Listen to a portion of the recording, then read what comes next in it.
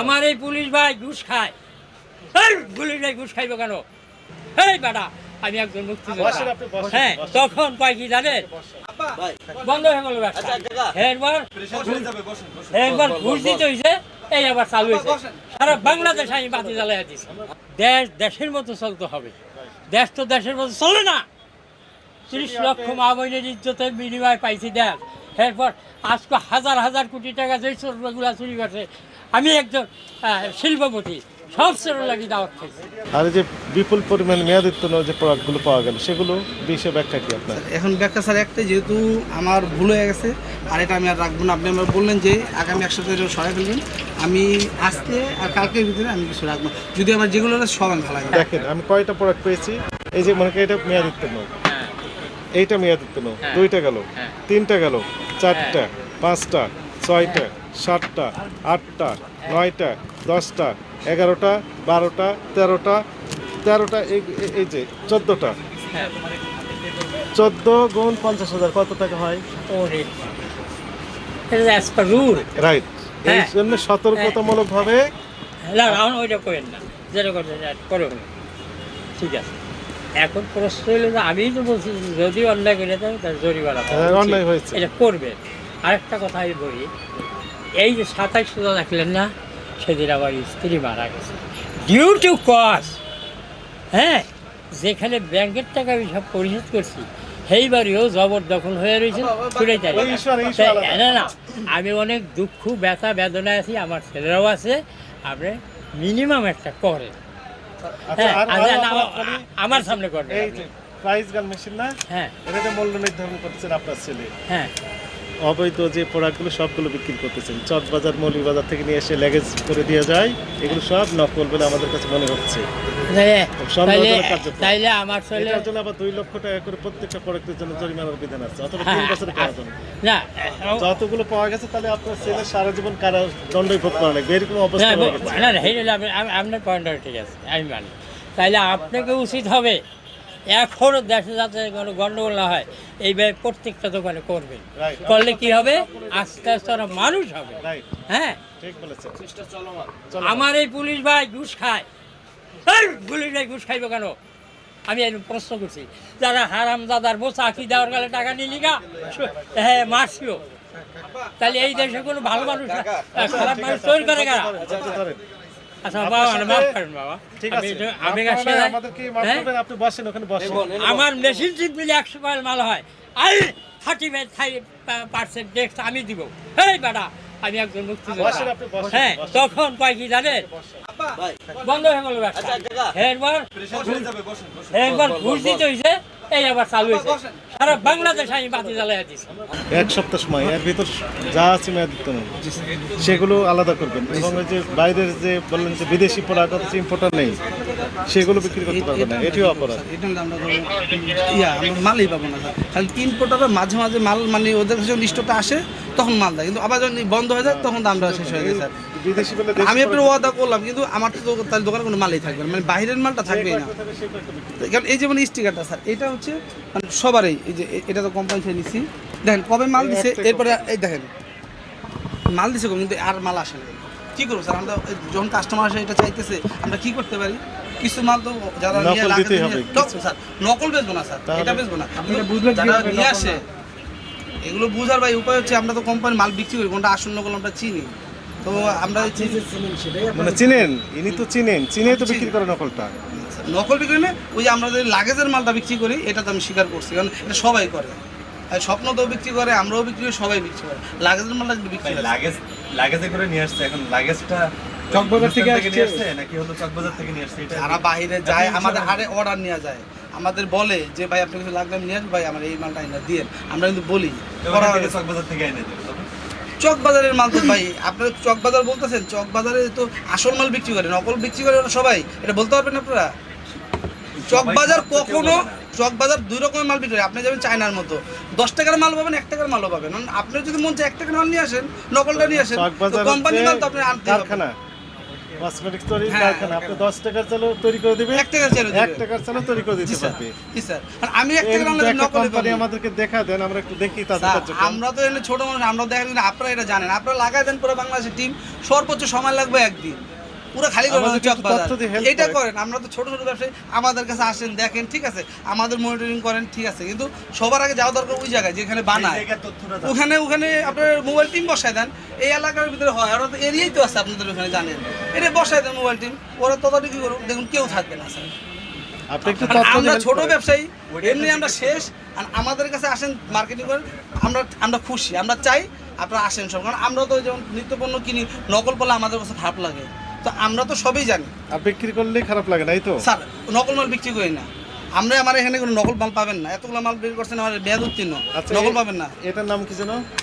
এটা হচ্ছে আপনার গান মেশিন, মানে যেটা গান মানে স্টিকার বন্ধু, মেশিন, কি স্টিক আপনার কি গান কাজ? মেশিন, কি কাজ? এই রেড বসানো। রেট বসানো। আপনি এখানে তো তাহলে রেট বসাচ্ছেন, চক বাজারের অর্ধেক কাজ আপনি করতেছেন। জি স্যার, চকবাজার এটা থাকে না, ওরা আবার চকবাজারে গেলে আপনার লিভারে তো ধরলে দেয় 1000 কোটি টাকা ধরে মামলা, কেন লিভার ব্রাঞ্চ বেশি মালই দিয়ে দেয় আগে চকবাজারে, পরে দেয় আমাদের, তো লিভারে যা ধরেন যে তোদের অর্ধেক মাল কই গেল, অর্ধেক মাল কই দিলি, প্রোডাকশন লিভার ব্রাদার্স বলেন, কোডোমো বলেন, আমি কি বলবো স্যার, বেদবি নেন না, আপনি কোনো একটা কোম্পানি ইম্পোর্টার যদি পারেন বের করেন যে 90% মাল চকবাজার দিবে, আমাদের দিবে 10% ডিলারে দিবে, ডিলার মাল পারে না, 1 কোয়ান্টিটি মাল লাগে বাংলাদেশ শেষ হয়ে যায়, তো ডিলাররা কি করে, ডিলার আগে মাল নাই ভাই, কিন্তু ওরা তো সবই চকবাজারে নগদ টাকা ভাই আগে দিয়ে দিচ্ছে স্যার, ওদের ধরেন না, আমাদের কষ্ট নিতেছেন, আমরাও কষ্ট নিতেছি 919 টাকা স্টিকারে। ভাইয়া, এইটা যা 1000 লাগালে 1000 আসবে, 1500 লাগালে 5000 লাগালে আসবে, যদি দাম সীমিত আসছে। আপনি এখন যেটা মনে করেন হ্যাঁ সেটাই। ভাইয়া আমি একটু পরে কথা বলি।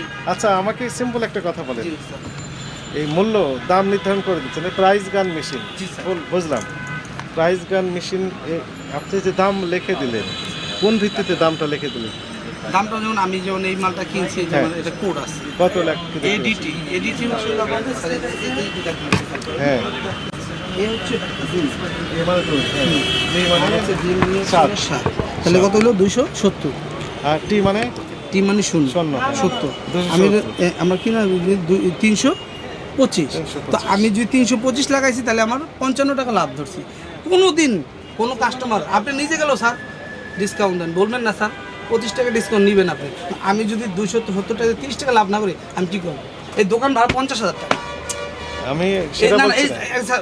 এই এখন শোনেন। 100 ফিট দোকান স্যার, 100 আমি শুনবো, আমি বলবো, আপনি শুনুন, আপনি আমার জেল দিয়ে দেন, এই 100 ফিট দোকান ভাড়া 50,000 টাকা স্যার, কী করে খামার? এটা তো আমরা বলি এটা না। আপনার ধরা উচিত শুনুন, স্যার। শুনুন, এইটা সবার আমাকে আগে ওই নেওয়া প্রোডাক্ট উচিত দেন। এই প্রোডাক্টটা এই 50,000 টাকা দোকানটা ভাড়া ভিক্ষা করা স্যার উপায় নাই, প্রতি মাসে সেল হইতাছে প্রতিদিন 8,000 7,000 স্যার, সেলটা দেখেন কি করে খামো স্যার, 8,000 7,000 টাকা সেল, কর্মচারী বেতন, আমার নিজের খরচ, ফ্যামিলি খরচ, বিদ্যুৎ বিল আসে দেন 3,500 টাকা আসে বিদ্যুৎ বিল। এগুলো তো নকল জিনিস বিক্রি করতে হবে। ভাই নকল বিক্রি করি না ভাই, নকলের কথা বলেন না, এনে নকল মাল পাইলে আমার বলেন কোনটা, একটা না স্যার, এটা বাইরের মাল, এটা হলো ইম্পোর্টার, এটা আসলে বাইক সবগুলো না। এই যে যেগুলো এগুলো আপনি প্রমাণ করেন যে আসলে এটা আসল। এটা আমার বাপেরও ক্ষমতা আমি প্রমাণ করেন, যেহেতু আমি লাগেজের মাল কিনছি, আপনাদের শোনেন, সরকারের কথা হলো, সরকার যা বলে বলছে, আপনারা কথা হলো লাগেজ বন্ধ করে দেন, এয়ারপোর্টটা ঢোকা বন্ধ করে দেন, আপনারা লাগেজ যদি ধরেন লাগেজের মাল যদি নকল হয়, পুরো বাংলাদেশ সব নকল, প্যান্ট শার্টও খুলে ফেলাই দেবো আপনার, সব নকল, সব লাগেজের মাল, ওই তো আপনারা না বিক্রি করলে হিসাব তো এটাই ভাই। আমরা তো মনে করেন ভুক্তভোগী, আমরা তো মনে করেন ব্যবসা করি, আমরা অনেক কষ্টে আছি ভাই, আমাদের কষ্ট বোঝাতে নেই, দোকান ভাড়াটা কমান, আমরা 5 টাকা লাভ করবো, সমস্যা নাই, ঠিক আছে। বিদ্যুৎ বিল কমান, আমরা 5 টাকা লাভ কথা করবো। আমরা বলি নাই। আমাদের বক্তব্য জি স্যার, যে যিনারা এই প্রোডাক্টগুলো তৈরি করেছেন, জি স্যার, ইনারাই হচ্ছে sole authority to fix the price জি স্যার, অফ দিস প্রোডাক্ট। জি স্যার, যিনি তৈরি করলেন, কোম্পানি হচ্ছে সোল অথরিটি, যেনারাই পণ্যের মূল্য নির্ধারণ করবেন। আপনি কি তৈরি করেছেন এখানে? না স্যার, আমি তাহলে আপনি এই প্রাইস গান মেশিন দিয়ে এগুলো লিখতে পারবেন না। লিখতে পারবো না। এটা যে জানি এটি আমি। যিনারা তৈরি করেছেন ওনারা পারবেন। আর একটি অথরিটি আছে বিদেশি প্রোডাক্টের ক্ষেত্রে, ইম্পোর্টার পারবেন। ইম্পোর্টার তার কি খরচ আছে, উনি কত পার্সেন্ট লাভ করবেন, আপনার পাইকারি বিক্রেতা বা ডিলারকে কত পার্সেন্ট লাভ কি দিবেন, আপা কিছু কইবেন? আর খুচরা বিক্রেতা রিটেলার কি কত লাভ দেবেন, এগুলো নির্ধারণ করে উনি একটা ফিক্সড প্রাইস করে দেবেন। জি স্যার, কিন্তু সেটি না করে সেটা হয় কি স্যার আপনি করতেছেন এইখান থেকে প্রাইস গান মেশিন ব্যবহার করে বললেন এটা তো হচ্ছে এটা তো আমাদের প্রক্রিয়া অনুসরণ করছে না যথাযথ না হচ্ছে না যথাযথ হচ্ছে না স্যার। এখন বিষয়টা হচ্ছে স্যার কী করো স্যার, মালটা তো আসে না। মালটা যখন আপনারা একটু ডিলাররা যারা মালটা বললাম না, এটা ডিলাররা প্রতি মাসে আমাদের একবার দুবার বেশি মাল দিতে পারে। এখন আমাদের বক্তব্য স্পষ্ট, জি স্যার। আসল প্রোডাক্ট দিয়ে যদি আপনি ব্যবসা কার্যক্রম পরিচালনা করতে পারেন করবেন, না হলে দরকার নেই। যদি মনে করেন যে আপনার পোষাচ্ছে না তাহলে ব্যবসা পরিবর্তন করে অন্য ব্যবসায় যান। এটাই করতে হবে। আপনাকে সরকার জোর করে চাপিয়ে দিয়ে এই ব্যবসায় লাগিয়ে দিয়েছে, যেটা আপনাকে করতে হবে। আমার ইয়াতে আমি করছি। আপনি নিজ ইচ্ছাকৃত হবে, তারা উইলিংলি স্পন্টানিয়াসলি কাজগুলো করেছে। আপনার যেটা বেটার মনে হবে সেখানে সেই ব্যবসাটাই করবেন, অনিয়ম করার সুযোগ নেই। আর এই যে বিপুল পরিমাণ মেয়াদোত্তীর্ণ যে প্রোডাক্টগুলো পাওয়া গেল সেগুলো বিষয়ে ব্যাখ্যা কি আপনার? এখন ব্যাখ্যা স্যার একটাই, যেহেতু আমার ভুল হয়ে গেছে আর এটা আমি আর রাখবো না। আপনি আমার বললেন যে আগামী এক সপ্তাহে সরাই ফেলবেন, আমি আজকে আর কালকের ভিতরে আমি কিছু রাখবো। যদি আমার যেগুলো সব আমি ভালো গেল, আর আমার দরকার নেই, লাভ লসের দরকার নেই। এগুলো রাখছিলাম যে একটু ফেরত পেলে এই স্যার এটা অনেক দাম। এখন 500-600 টাকা ফালাই দিতে কষ্ট লাগে, এখন ফালাই দিতে হবে। আর এটা রাখার জন্য এক বছর আগে মেয়াদ শেষ হয়েছে, কষ্ট কি বললে তো হবে না। এই যে লাভ তো আপনাদের এটা ইম্পোর্টার, হ্যাঁ। ওদের একটু বলেন যে তোরা যে মালটা মার্কেটে ছাইড়া দিয়ে আসছো তাহলে কেন যাস না, ওরা মাল পায় না, এটা আনে হচ্ছে না। আপনাদের কি করবো ব্যবসায়িক স্যার বলেন? পলিসি। আমরা তার ব্যবসা করতে, সরকার কি ব্যবসা করছে? না স্যার, ওদের কাছে আপনাদের এটা আপনাদের মনিটরিং করা দরকার স্যার। এই আপনি ছোট জায়গায় করেন, বড় জায়গায় করলে আমাদের জন্য সুবিধা। ওরা মাসে মাসে আমরা সব বছরে জায়গায় বছর মালটা উঠাই নিলে স্যার, ওরা যদি মালটা উঠায় নেয় তাহলে আমাদের সমস্যাটা হয় না।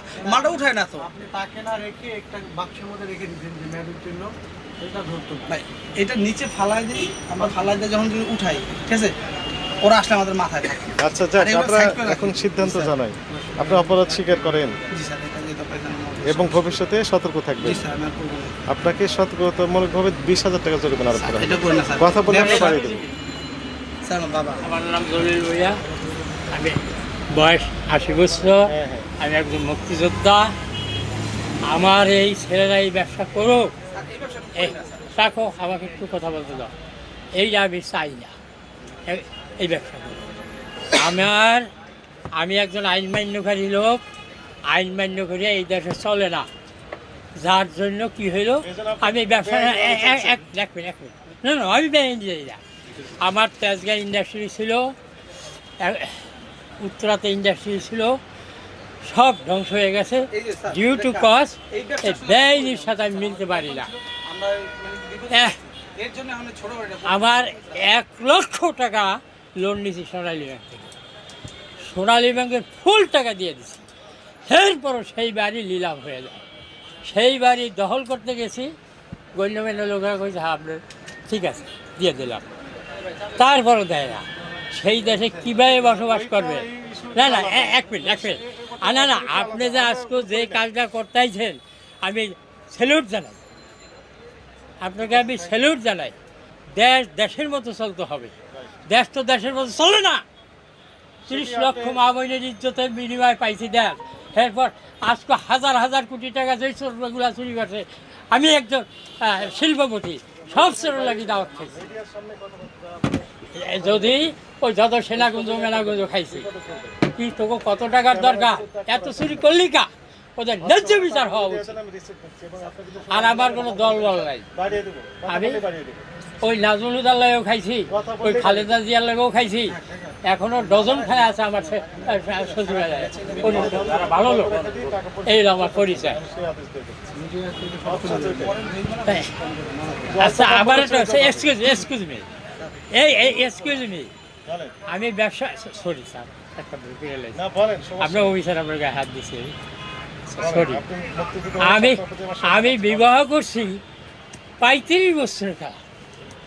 এই সরকার মানা করেছিল না না না না, এই যুগে না একটু না না পারি না এই ব্যবসা বাণিজ্য করিয়া। আচ্ছা, প্রতিষ্ঠিত হয়েছিলাম।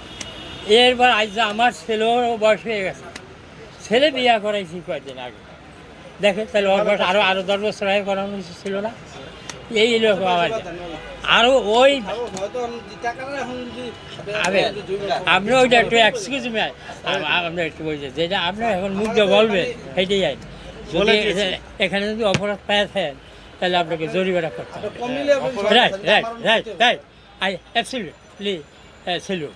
আমরা যদি এখানে বেআইনি কোনো কাজ করিয়া থাকি এই থাকে আপনার মনে হয় বর্তমান হয়, তাহলে তার জরিমানা করতে হবে।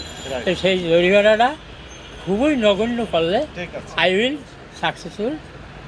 আপনি সন্তুষ্ট হবেন এই তো।